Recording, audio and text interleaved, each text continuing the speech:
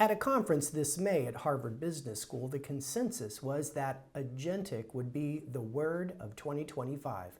Well, guess what? By late this summer, it was the word of 2024 across business media and social media alike. And it's not just the hype. VCs have rushed in to fund agentic AI startups. Big rounds, Runner H, Crew AI, Zenity, all demonstrate this enthusiasm. Why? As you can see here, the market will grow exponentially over the course of the next decade. It'll have a compound annual growth rate greater than 43%. Now, this research conducted this time last year, I believe, underestimates the opportunity maybe by a factor of 5. Y Combinator had a podcast episode recently that made a compelling argument that vertical AI agents could be 10x bigger than SaaS. But exactly what is an AI agent? Depends on who you talk to. My favorite definition comes from Armand Ruiz. He's the VP of Product Platform AI at IBM.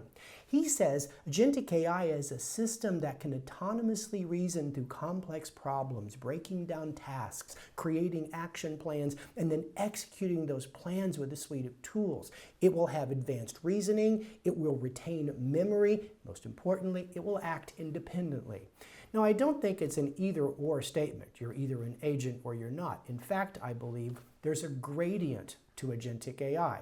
And as you can see here, that gradient follows what I call the Waze to Waymo continuum. And here's how that works.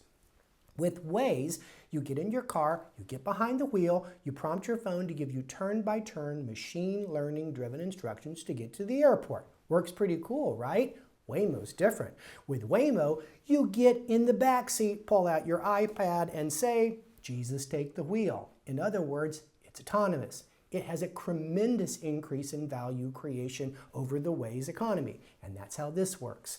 At the bottom of the continuum, the entry point for agentic would be Copilots or Chatbots. I consider them the weakest form of agentic AI. However, research says it's augmenting your capability up to 30%.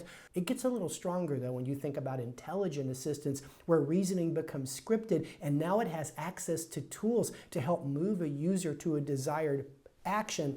But then where you start to see agentic is the agent that can perform an entire task, like creating an article, posting it on a content management system, and scheduling its drip to the world for distribution. That's been a breakthrough over the last few years. But what we've started to see this year is the rise of process agents. They can take over an entire process, such as a customer service problem that is elevated to an agent that handles the return, the shipping label, the tracking information, and a refund if required, and can close the loop on internal systems. That is an amazing breakthrough.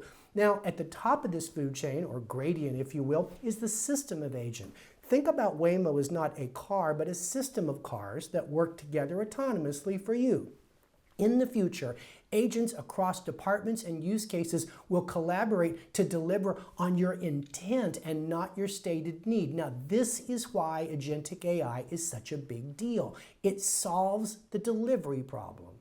The delivery problem, as stated in multiple interviews I've conducted with CFOs, is that individual productivity gains, say a writing assistant saves me time, doesn't translate to organizational increased velocity of outcomes. I might save 30% of my coding time, but I might squander that on TikTok, going to extra meetings, or taking a little extra time to do other work, such as code documentation. With agents, the action closes the loop so you can forecast and then make real business decisions to either increase quotas or decrease expenditures or hiring plans.